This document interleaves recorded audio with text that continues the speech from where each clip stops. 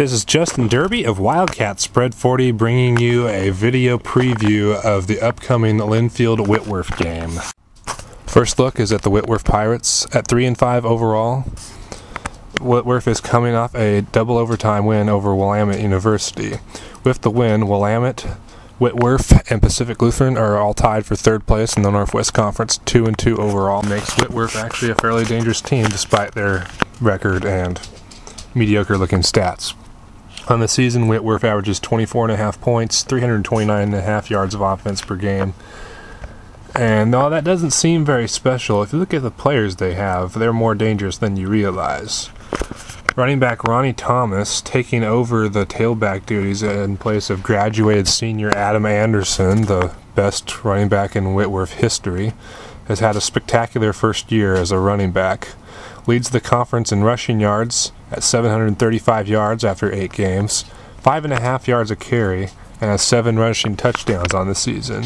His 91.9 yards per game also leads the conference. For quarterback, freshman Brian Peterson has taken over the reins this year and has done a fairly steady job of guiding the offense. Although he only averages 139 yards a game and only has 8 touchdown passes on the season, he also only has 4 interceptions and a completion percentage of 66.7%. His quarterback rating of 148.07 actually ranks first in the Northwest Conference, ahead of Linfield's Mickey Inns and Lewis and Clark's Keith Welch. While Peterson's numbers don't seem that spectacular, the thing that you really like about this guy is he makes the good throws, he completes his throws, and he doesn't have too many turnovers.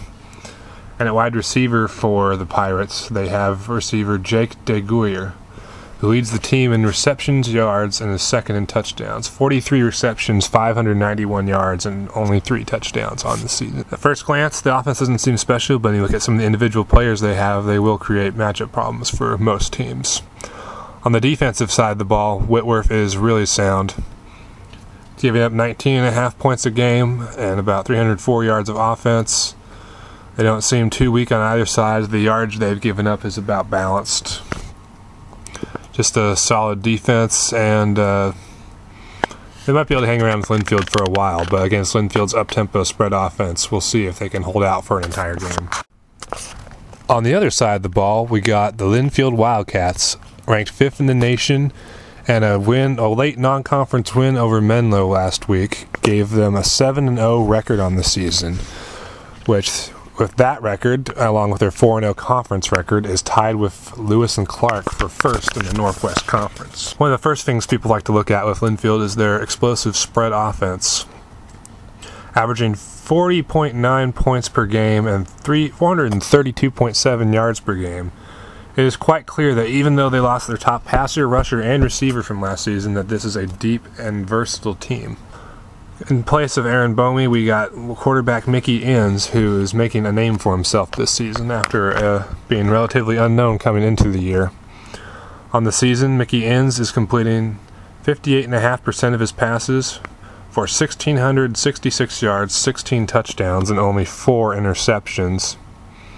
His quarterback efficiency rating is a 147.7, which ranks second in the conference behind Whitworth's Brian Peterson. He's not the running threat that Aaron Bomey was, but the way Mickey Inns throws the ball, and the receivers Linfield has, they're a dangerous offense like they've been the last few years. Leading the receiving corps for Linfield is senior Deidre Wiersma, who leads the team in receptions and receiving yards, 33 receptions for 491 yards, although he only has 1 touchdown on the season. And emerging this year at wide receiver is Lucas Jepson, who on the season has 22 receptions for 463 yards and a team-high 8 touchdowns, averaging a touchdown almost every other catch. This is one of the most explosive receivers in the conference, if not the country. And not to be forgotten in the running game is running back Josh Hill, who on the season has 543 yards and 6 touchdowns with a 4.6 yard per carry average. And really solid season, 3 100-yard games, And if he needs a breather, he'll have backup Steven Naska to give him a rest. Naska on the season has 300 yards rushing and 2 touchdowns, but a 6.5 yard per carry average. Loaded with all kinds of shake and bake moves and fairly good explosive speed, Naska is a really good pitch relief hitter in place of Josh Hill. On the defensive side of the ball, Linfield's defense is easily one of the most explosive defenses in the country, if not the most explosive. Giving up only 7.6 points per game and 257 yards per game, including only 79 yards a game on the ground.